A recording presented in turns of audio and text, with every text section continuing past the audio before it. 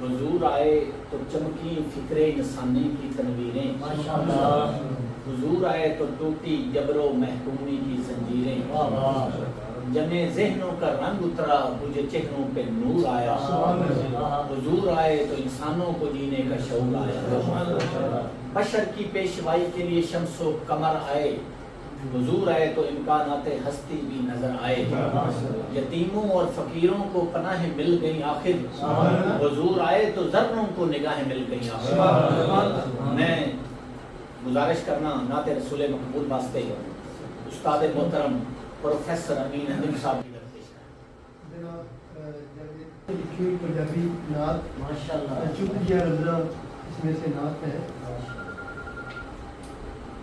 सल्लल्लाहु अलैहि या रसूल अल्लाह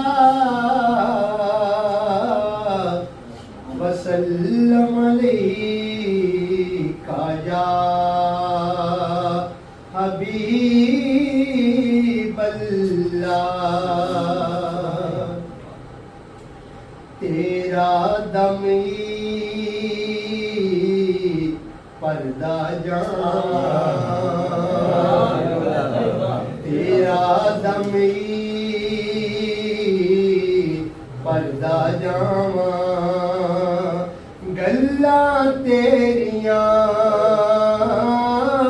करदा जावा, तेरा दम पर्दा जावा। तेरी तांग च रो रो आका, तेरी तांग च रो रो आका, अंदरों अंदरी खलदा जावा, तेरा दम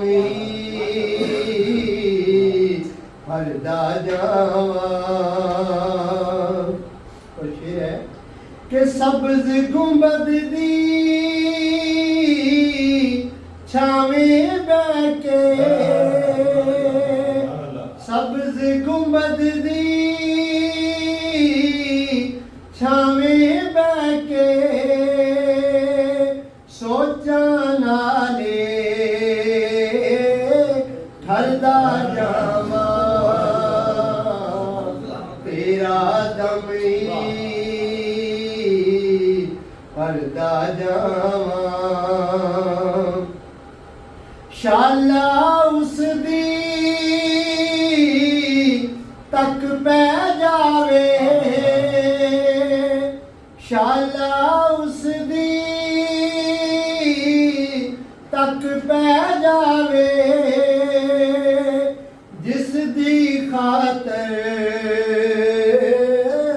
मरदा जावा, तेरा दम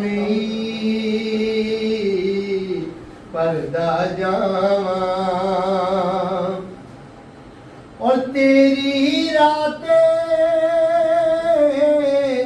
नैन बिछा के, तेरी रातें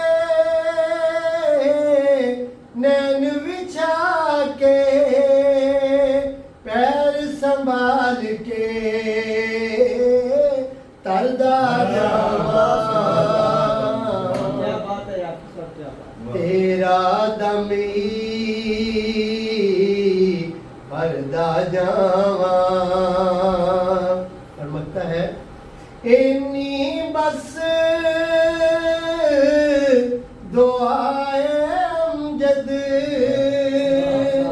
इन्नी बस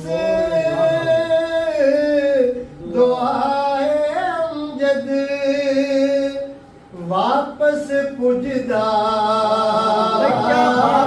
सरदा जावा, फिर पढ़ा दे, फिर पढ़ा दे। इन्नी बस दुआ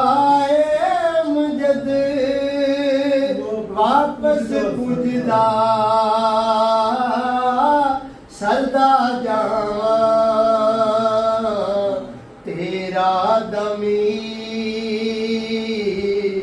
परदा जावा गल्ला तेरिया करदा जावा तेरा दमी परदा सुभान अल्लाह बहुत खूबसूरत आरफी भाई लिखण ते पढ़ण तो आदे माशाअल्लाह